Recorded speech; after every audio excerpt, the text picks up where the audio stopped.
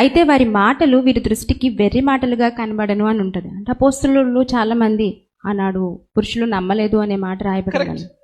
Correct. అదే మాట మత్తయి సువార్తలో కూడా ఆయన తిరిగి లేచి వారికి అందరికీ కనిపించి వారిని రమ్మని 500కు పైగా మంది ఎదుట కనిపించిన తర్వాత కూడా చాలా మంది ఆయన్ను ఆరాధిస్తే కొంతమంది సందేహించారు. సందేహించేవారు పురుషులు ఉంటారు, స్త్రీలు ఉంటారు. కానీ ఆయనను కొడుతూ ఉంటే బట్టలు తీసేసి అందరూ పారిపోయారు. స్త్రీలు అక్కడే ఉన్నారు, స్త్రీలు చూస్తూ ఉన్నారు.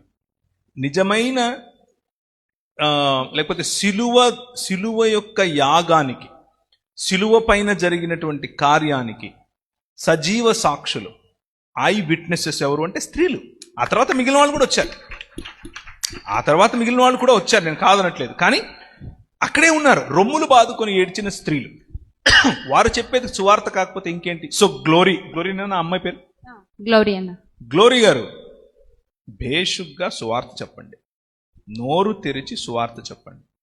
నాకు తెలిసినంత వరకు ప్రభువు సువార్త సేవలో, అతి ముఖ్యంగా సువార్త సేవలో స్త్రీలను వాడుకున్నంతగా పురుషులను కూడా వాడుకోలేదు ఇంతవరకు.